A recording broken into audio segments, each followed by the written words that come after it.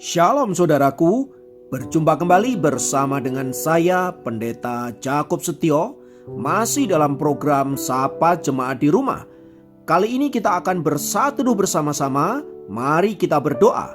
Bapa kami rindu, firman-Mu sungguh memberkati kami, dan biarlah melalui renungan firman itu, kami semakin dikuatkan, diteguhkan di dalam pengiringan kami akan Engkau.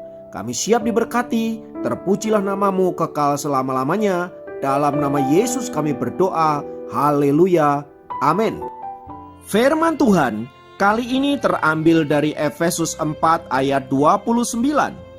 Efesus 4 ayat 29 berkata, "Janganlah ada perkataan kotor keluar dari mulutmu, tetapi pakailah perkataan yang baik untuk membangun, di mana perlu, supaya mereka yang mendengarnya beroleh kasih karunia."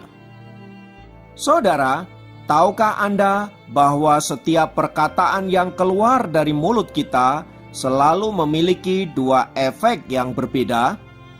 Efek yang pertama adalah efek positif, di mana di dalamnya setiap orang yang mendengarnya dibangun, dikuatkan, diteguhkan, dan memiliki pengharapan akan hidup ini. Sementara efek yang kedua adalah efek negatif, di mana di dalamnya orang yang mendengarnya merasa dihancurkan, dilemahkan, diintimidasi, merasa kerdil, dan tidak memiliki arti hidup. Berkaitan dengan itu, saudaraku, ada sebuah kisah mengerikan yang dialami oleh seorang pemuda berusia 18 tahun yang bernama Conrad Henry. Conrad adalah seorang pemuda yang mengalami depresi karena perceraian kedua orang tuanya. Pada bulan Juli tahun 2014, ia mengakhiri hidupnya di sebuah lapangan parkir dengan cara menghisap karbon monoksida di dalam truk pribadinya yang dikunci dari dalam. Mengerikannya, dalang dari kasus ini adalah kekasihnya sendiri yang bernama Michelle Carter. Conrad, akibat perceraian kedua orang tuanya, mengalami depresi dan senantiasa ingin bunuh diri. Ia bahkan mencoba untuk bunuh diri pada tahun 2012, dan di tahun itulah ia berkenalan dengan Michelle, kekasihnya. Kemudian mereka berpacaran. Conrad sering mengaku kepada Michelle bahwa ia sangat stres dan tertekan karena perceraian kedua orang tuanya. Conrad juga bercerita bahwa ayahnya sering memukulinya dan kakeknya juga sering mengata-ngatainya dengan hal-hal yang negatif. Karena merasa begitu tertekan, Conrad merasa harus mengakhiri hidupnya, dan semua itu diceritakan kepada Michelle, kekasihnya. Pada awalnya, Michelle memang melarang Conrad melakukan hal-hal yang mengerikan tersebut.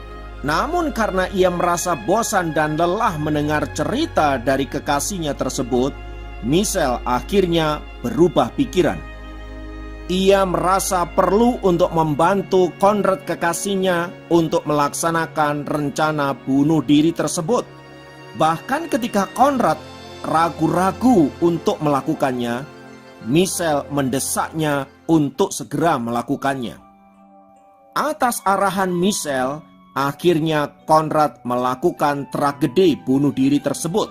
Dan setelah Conrad dinyatakan mati, Michelle berperilaku seperti biasa, seolah-olah tidak ada sesuatu yang sedang terjadi. Bahkan ia menghadiri pemakaman dari kekasihnya tersebut. Dan setelah melewati 3 tahun, barulah polisi menemukan bukti bahwa Michelle lah dalang dari bunuh diri Conrad tersebut. Ia kemudian ditangkap dan dijatuhi hukuman.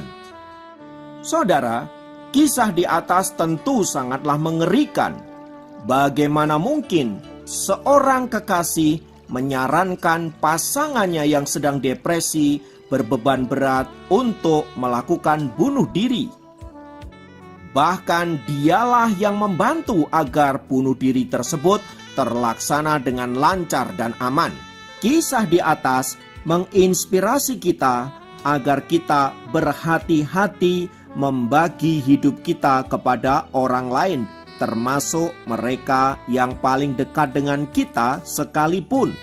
Sebab bila kita menceritakan kepada alamat yang tidak tepat, salah-salah kita bisa mengalami nasib seperti Konrad di atas. Peristiwa di atas juga mengajar kita untuk berhati-hati menggunakan perkataan kita. Salah-salah perkataan kita bisa menghancurkan hidup seseorang.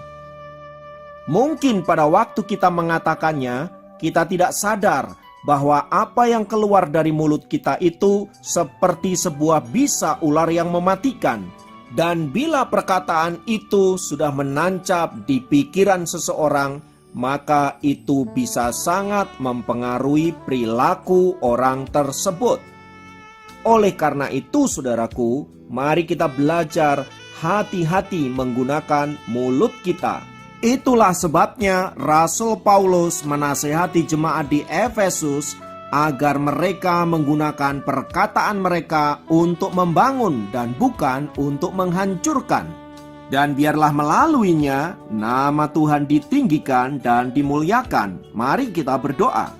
Tuhan, pakailah mulut dan perkataan kami untuk memuliakan nama-Mu, untuk memotivasi orang lain, untuk menguatkan orang lain, meneguhkan dan membawa pengharapan.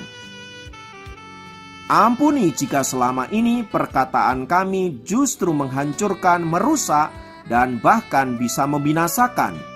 Oleh sebab itu Bapa, berkatilah mulut kami, berkatilah pikiran kami, hidup kami, supaya kami boleh mengeluarkan perbendaharaan yang baik, kata-kata yang baik yang memuliakan nama Tuhan.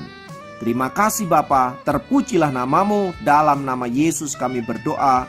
Haleluya. Amin. Demikian program Sapa Jemaat kali ini. Sampai jumpa dalam program Sapa Jemaat yang lain. Tuhan Yesus memberkati.